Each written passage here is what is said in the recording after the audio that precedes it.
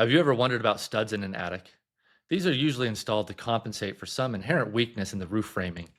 The problem is that they usually are not designed by a structural engineer such as myself, but are rather installed in an ad hoc manner that can cause problems for the house below.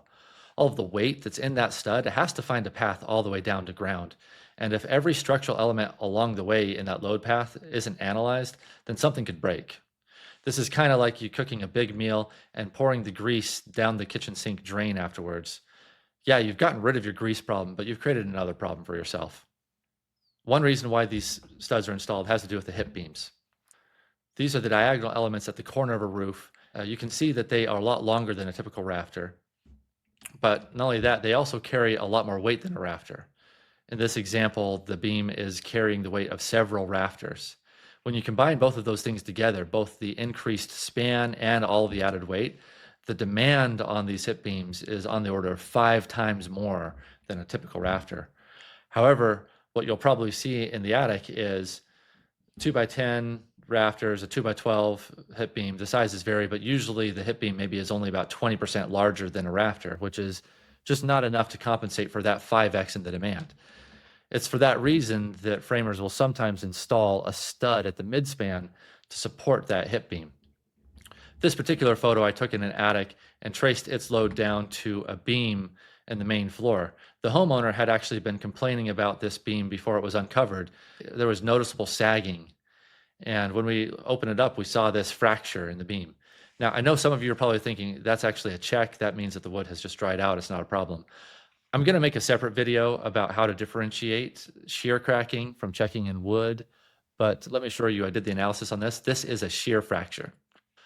Another thing to keep in mind with hip beams is that we want to have a nice balance of forces.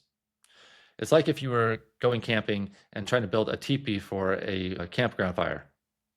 As you lay all the sticks against each other, you want to have somewhat symmetric structure so that there's an equal and opposite balance of forces. Just the same in a hip roof structure. In this image, you can see there's 2 hip beams on the left, 2 hip beams on the right, same size, pointing against each other, and their forces can really push against each other and balance out. Unfortunately, a lot of roofs are not built this way. This particular example, you can see I've highlighted 2 hips over on the right, and there's none on the left.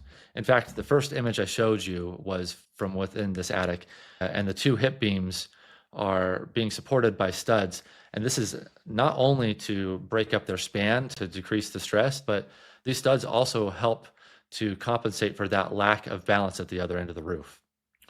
The way that the forces in a roof structure balance themselves out when there is asymmetry like this is a little complicated. I made this structural analysis to show you what would happen if we were to remove those studs. It's not that the whole thing would just go flying off to the left, but you can see it does move a bit to the left, and it causes deformations in the hip beams, into the ridge board as well. And these deformations can potentially cause fractures in the wood or a collapse. And this kind of analysis goes beyond the kind of work that you want to do as a home inspector. And in fact, so does tracing the load path of these studs. You're not going to have time when you're on site, when you're dealing with 100 other things, to think about every single one of those studs. Well, where does the weight from this stud go? It goes onto this beam. Where does that beam go? Over onto this wall. That wall sits on this post over here. It's too much for you to think about. And so when you see these studs in an attic, if you have any question about them whatsoever, that is a good reason to bring in a structural engineer, because it's like a ball of yarn that you don't want to unravel. It takes a deeper level of engagement. It has nothing to do with your expertise as an inspector. I'm sure that you are very capable of recognizing structural problems, but getting to the bottom of are these adequate or not? Has the problem really been solved? Has another problem been created? That level of work, that's just outside of your scope. And so, good moment to advise your client. We want to make sure the structure is okay. Let's bring in a structural engineer.